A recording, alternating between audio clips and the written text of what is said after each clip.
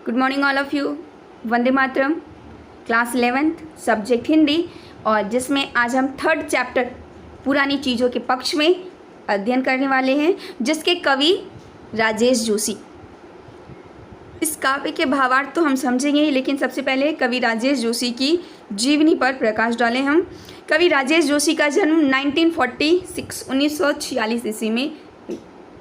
प्रगतिशील विचारधारा के कवि राजेश जोशी का जन्म मध्य प्रदेश के नरसिंहगढ़ जिले में हुआ। उन्होंने शिक्षा पूरी करने पर पत्रकारिता शुरू की और कुछ सालों तक अध्यापन किया, बैंक में नौकरी की और अब स्वतंत्र लेखन कर रहे हैं। अपने भावों और विचारों को व्यक्त करने के लिए कविता के अलावा कहानियाँ, नाटक, लेख, टिप्पणियाँ और इत्यादि पर उन्होंने कलम चलाई है। लघु फिल्म के लिए पटकथा लेखन भी किया है। पटकथा अर्थात मुख्य कथा। लघु फिल्म के लिए उन्होंने पटकथा यानी मुख्य कथा भी लिखा है। भारतीय भाषाओं के साथ अंग्रेजी, जर्मन और रूसी भाषा में इनके काव्य का अनुवाद किया गया है। ठीक है, इनके काव्य का अनुवाद भारतीय भाषा के अलावे अंग्रेजी भाषा में, जर्मन में और रूसी भाषा में अनुवाद किया गया है। राजेश जोशी के 4 कविता संग्रह है, जिसमें एक दिन बोलेंगे पेड़, मिट्टी का चेहरा और नेपथ्य में हंसी और पंक्तियों के बीच, ये इनके काव्य हैं। कहानी संग्रह में सोमवार और अन्य कहानियाँ, कपिल का पेड़, 3 नाटक, अच्छे आदमी, जादू जंगल, टंकारा का गाना इसमें शामिल है। इसके अलावा आलोचनात्मक टिप्पणियों की एक कवि की नोटबुक प्रकाशित हुई है।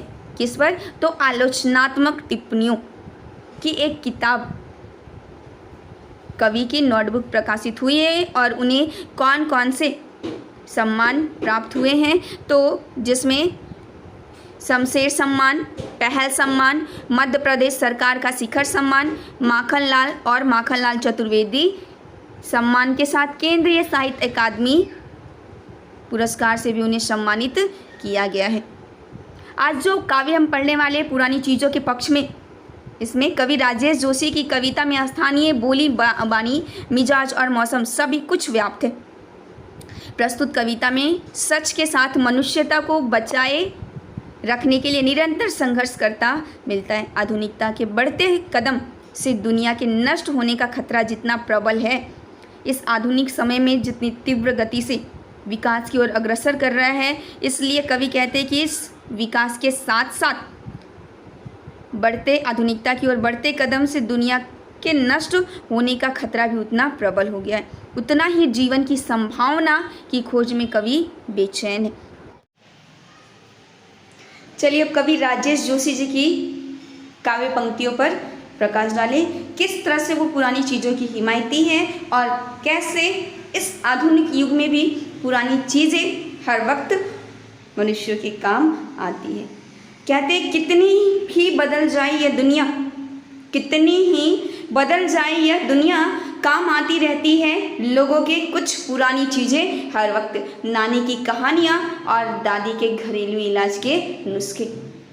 कवि राजेश जोशी जी क्या कहते हैं, ये दुनिया कितनी भी क्यों ना बदल जाए, समाज परिवर्तनशील और नित्य नए नए परिवर्तन, नए नए खोज होते रहते हैं। मनुष्य उसकी ओर आकर्षित होता है, उन वस्तुओं का उपभोग करता है, लेकिन कहीं ना कहीं पुरानी वस्तुएं भी अपनी अहमियत बनाए हुए हैं, आज भी उनका महत्व है। तो उन्हीं पुरानी चीज़ों में कहते हैं कि कितनी ही बदल जाए यह दुनिया, काम आती रहती है लोगों की कुछ पुरानी चीज़ें हर वक्त। यह दुनिया कितनी भी क्यों ना बदल जाए, परंतु फिर भी आज इस आधुनिक युग में, परिवर्तनशील समाज में, कुछ पुरानी चीज़ें हमेशा लोगों के हर वक्त काम आती रहती है। जैसे नानी की कहानियाँ और दादी के घरेलू इलाज के नुस्खे।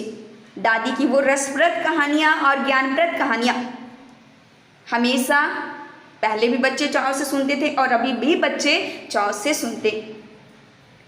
दादी के वो घरेलू इलाज के नुस्खे अर्थात क्या, तो जिसमें दवाइयों के नाम लिखे रहते हैं, उसके सेवन की विधि लिखी हुई होती है। तो वो नुस्खे, जो दादी के घरेलू इलाज के नुस्खे, छोटी छोटी बीमारियों में कुछ घरेलू टिप्स दिए जाते थे, घरेलू इलाज दादी द्वारा किए जाते थे, वो आज भी घरेलू उपचार किए जाते हैं, वो पुराने नहीं हुए हैं। तो नानी की वो ज्ञानप्रद और रसप्रद कहानियाँ और दादी के घरेलू इलाज के नुस्खे आज भी काम आते हैं और आज भी महत्वपूर्ण हैं और हमेशा काम आते ही रहेंगे। आगे क्या कहते हैं कि काम आते रहते हैं, जैसे सदियों पुराने पहाड़ और प्राचीन और स्मृतियाँ उनके किनारे बसी सभ्यताओं की। हमारी प्राचीन सभ्यता और संस्कृति कहाँ रची बसी विकसित हुई? तो पहाड़ों नदियों के किनारे, पहाड़ों के पास। तो पहाड़ों और नदियों के किनारे हमारी प्राचीन सभ्यता और संस्कृति जो रची बसी फली फूली, वो सभ्यता और संस्कृति आज भी मनुष्य को याद है, आज भी उसके अवशेष संभाल कर रखे गए हैं। तो ये पुरानी चीज़ें आज भी मनुष्य के काम आ रही है और आने वाले समय में भी मनुष्य को काम आते रहेंगे और हमेशा याद रहेगा। आगे कहते हैं कंप्यूटर और सैटेलाइट के इस युग में भी दुनिया की हजारों सड़कों पर दौड़ती रहती है हमारी पुरानी साइकिलें। आज वैज्ञानिक और टेक्नोलॉजी, विज्ञान इतनी तरक्की कर चुका है, वैज्ञानिक कंप्यूटर सैटेलाइट के युग में इतना तरक्की कर चुका है कि हर काम मशीनीकरण हो चुका है, हर काम का मशीनीकरण हो चुका है। परंतु आज फिर भी इस युग में, इस समय, इस आधुनिक समय में कहीं ना कहीं पूरा अपना अस्तित्व बनाए हुए अहमियत है उन वस्तुओं का। जैसे कहते हैं कि आज भी साइकिल सड़कों पे दौड़ती है, हजारों सड़कों पे साइकिल दौड़ती है। ये प्राचीन समय से साइकिल चलाया जा रहा है और अभी भी इस आधुनिक युग में सड़कों पे हम देखते हैं साइकिल चलाई जाती है और साइकिल के बहुत सारे फायदे। अन्य वाहनों के मुकाबले ये साइकिल बहुत कम खर्चीला है, बहुत कम खर्चीला, आसानी से पार्किंग किया जा सकता है और इस तरह से साइकिल कम खर्चीला और ना तो कोई झंझट, जिसके कारण लोगों का मनपसंद वाहन साइकिल अभी भी है और आज भी सड़कों पे साइकिल चलाई जाती है और ना तो इसमें किसी प्रकार की पेट्रोल तेल की आवश्यकता। इसलिए साइकिल जो है कम खर्चीला है और लोगों का मनपसंद वाहन है और यही कहते हैं कि इन पुरानी चीज़ों में साइकिल भी है जो आज भी लोग चलाया करते हैं, लोगों के मनपसंद वाहन है। आगे कहते हैं राजेश जोशी जी, सच एक प्राचीन चीज़ है, हालांकि झूठ भी और वक्त पर दोनों ही काम आते हैं आदमी के। सच और झूठ दोनों प्राचीन है,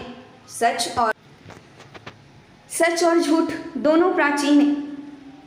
पहले भी सच बोलना अच्छा माना जाता था और सच के साथ लोग वक्त समय पर झूठ का भी प्रयोग करते थे। आज भी वक्त आने पे, समय आने पे व्यक्ति इस आधुनिक युग में सच और झूठ दोनों का प्रयोग करते हैं।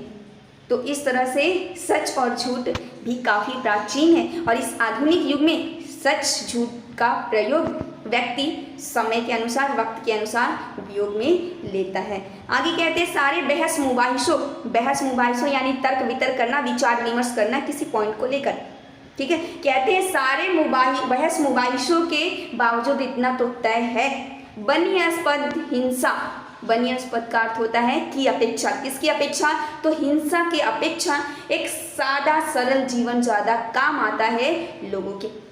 आज हिंसात्मक वातावरण, आज व्यक्तियों के बीच इतना द्वेष ईर्ष्या की भावना फैल चुका है कि एक दूसरे को नफरत की निगाहों से देखते हैं। हिंसात्मक वातावरण आज, लेकिन इस तर्क वितर्क करने के बावजूद इतना तो तय है कि इस हिंसात्मक युग में भी, इस हिंसात्मक वातावरण में भी आज भी लोग सरल सादा जीवन जीना पसंद करते हैं। और ये सरल सादा जीवन किसकी देन है?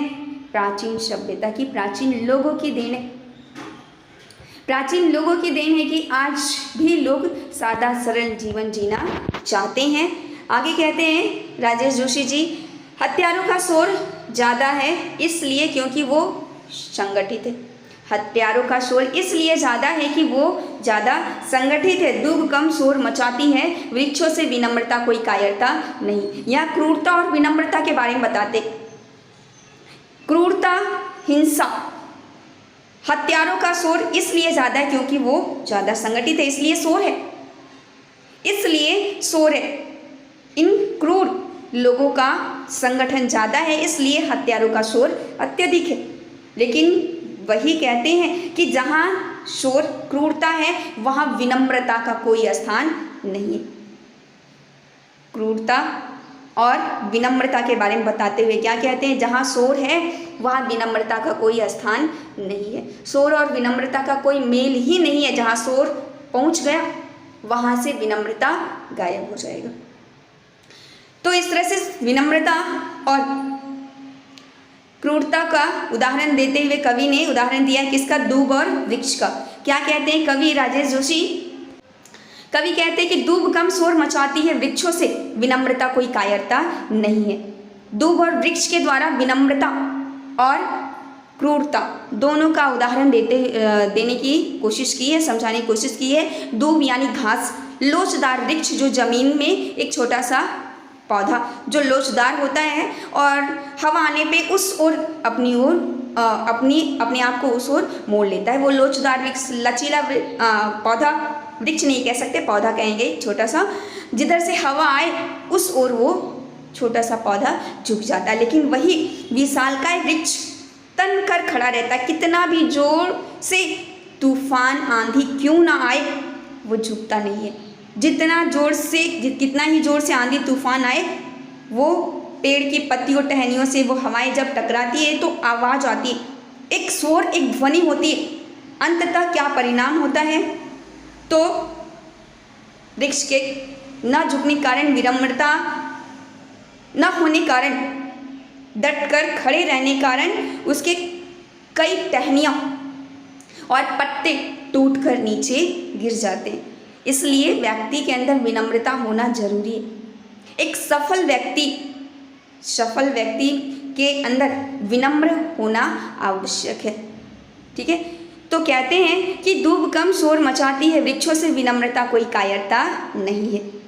अगर आप उस विनम्र व्यक्ति को कायर कहो तो कायर कहना उसे उचित नहीं है, क्योंकि महात्मा गांधी बापूजी विनम्र थे। असहयोग आंदोलन जैसे कितने ऐसे आंदोलनों के हिमायती जो चाहते थे अहिंसात्मक हो, हिंसात्मक नहीं हो, अहिंसा के पथ पर चलकर देश को आज़ादी दिलाना चाहते थे। तो क्या हम बापू की विनम्रता को कायरता का नाम दे सकते हैं? कदापि नहीं।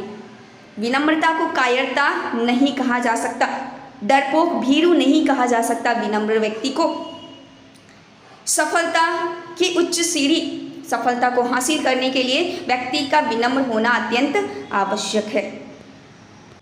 आगे कहते हैं नई नई मूर्खताओं के बावजूद बची रहती है पुरानी समझदारियाँ। यानी इस आधुनिक युग में भी, इस आधुनिक युग में नई नई मूर्खताओं के बावजूद कहीं ना कहीं बची हुई है पुरानी समझदारियाँ, और उन पुरानी समझदारियों में बची हुई है थोड़ी सी टीस और थोड़ी सी मिठास, यानी खट्टा मीठा एहसास।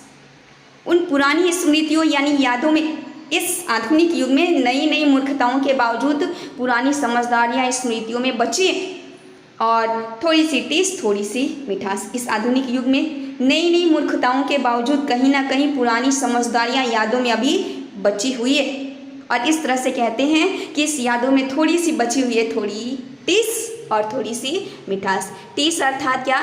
तो रह रहकर उठने वाला दर्द, रह रहकर उठने वाला दर्द। कवि यही कहते हैं कि उस स्मृतियों में बची हुई है क्या? थोड़ी सी टीस और थोड़ी सी, यानी क्या? उस स्मृतियों में बची हुई है खट्टी मीठी यादें, खट्टी मीठी बातें। तो यहाँ पर कवि राजेश जोशी जी की ये काव्य कंप्लीट होते हैं, काव्य के भावार्थ यहाँ पूर्ण होते हैं, और इसके बाद हम नेक्स्ट चैप्टर देखेंगे। ओके।